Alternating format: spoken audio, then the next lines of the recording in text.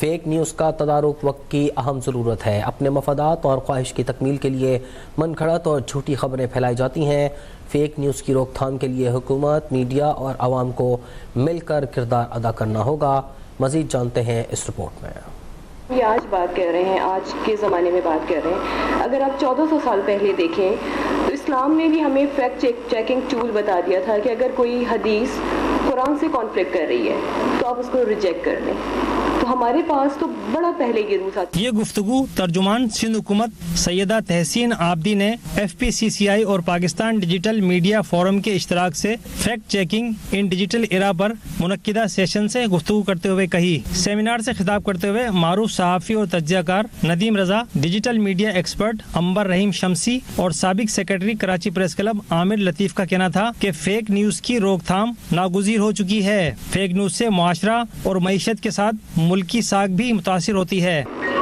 Basically جو fake news پھیلائی جاتی ہے اپنی خواہش اور طاقت میں اضافے کے لیے پھیلائی جاتی ہے۔ اس کا ہم نے عراق میں 2003 کی وار بھی ہم نے دیکھی ہے، اس سے پہلے 91 کی بھی ہم نے وار دیکھی ہے، اور ابھی جو دور حاضر میں جو ہوئی ہے، جس طرح سے غزہ میں جو نسل کشی کی جا رہی ہے فلسطینیوں کی، وہ بھی طاقت اور اپنی خواہشات کے عین مطابق اور گریٹر اسرائیل کے لیے دی جا رہی ہے، تو اس کی کہاں سے جانچ پڑتال کی جائے گی؟ وہ بھی ایک فیک نیوز ہے۔ پھر ایران کے اوپر جو اٹیک کیا جاتا ہے جوہری توانائی کے سلسلے میں، وہ بھی فیک نیوز ہے۔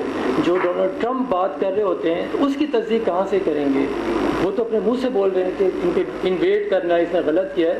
تو فیک نیوز میں کا وہی خواہشات کے عین مطابق ہوتی ہے۔ جو ڈیجیٹل میڈیا جو ہمارا کر رہا ہے وہ بھی خواہشات کے مطابق اور طاقت میں اضافے کے لیے، اور اپنے جو آج کل جو چل رہا ہے سارا وہ ڈالرز کے لیے وہ کیا جائے۔ دنیا بھر میں بہت پرانے ادارے ہیں امریکہ میں جو فیکٹ چیکنگ باقاعدہ کرتے ہیں، اور ایک سوال پیدا ہوتا ہے کہ الگ فیکٹ چیکنگ ادارے کی کیا ضرورت ہے؟ اکثر میڈیا پہ بات ہوتی ہے، پولیٹیشنز پہ بات ہوتی ہے کہ یہ سب لوگ فیک نیوز پھیلاتے ہیں۔ ایکچولی جو ذمہ داری جو فیک نیوز کیوں پھیلتی ہے، اس لیے کیونکہ جو پڑھنے والے ہیں وہ اس کو پھیلاتے ہیں، وہ اس کو پسند کرتے ہیں، وہ اس کو شیئر کرتے ہیں، اس کو لائک کرتے ہیں۔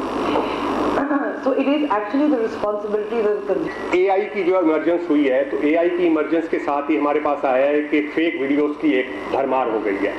آپ نے، میں جیسے ہم سب نے چونکہ انڈین میڈیا کا ذکر کیا تو میں آپ کو بتاؤں کہ جو کتنی فیک ویڈیوز اس کے اوپر چلی ہیں، اور عام آدمی اندازہ نہیں لگا سکا کہ یہ سب چیزیں فیک ہیں until unless they were checked by the AI tools۔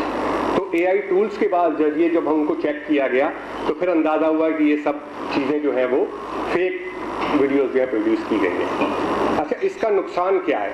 تو سب سے پہلے میں نقصان دیکھوں گا اپنے لیے کہ جو میں میڈیا پرسن ہوں اور میرے کولیگس ہیں، کہ اس سے آپ لوگ تو ہرٹ ہوتے ہی ہوتے ہیں، لیکن اس سے زیادہ جو ہماری اسٹیک پہ چیزیں لگ جاتی ہیں وہ ہماری کریڈیبلٹی لگ جاتی ہے اسٹیک پہ، ہماری انٹیگریٹی اسٹیک پہ لگ جاتی ہے، جرنلسٹک نارمس جو ہیں وہ اسٹیک پہ لگ جاتے ہیں، and on top of all such truth جو ہوتا ہے وہ اسٹیک پہ لگ جاتا ہے۔ سینئر نائب صدر FPCCI ثاقب فیاض مگو کا کہنا تھا کہ فیک نیوز سے معیشت کو ناقابل تلافی نقصان ہوتا ہے۔ ہماری جو بزنس کمیونٹی ہے وہ بہت زیادہ افیکٹ ہو جاتی ہے بہت ساری فیک نیوز سے، اور اپنا ریئیکشن ظاہر کرنا شروع کر دیتی ہے، یا اپنے بزنسز کے جو میکینزم ہے پورا وہ چینج ہو جاتا ہے اگر ایک فیک نیوز آتی ہے، اور جو ایکچولی جو گورنمنٹ کی پالیسی نہیں ہوتی یا گورنمنٹ کوئی ایسی پالیسی نہیں دیتی، لیکن صرف واٹس ایپ پہ چلنے سے بہت ساری چیزیں جو ہیں جو ہمارے معاشرے کو بھی جو ہے وہ افیکٹ کرتی ہیں، اور خاص طور پہ ہماری بزنس کمیونٹی کو بھی افیکٹ کرتی ہیں۔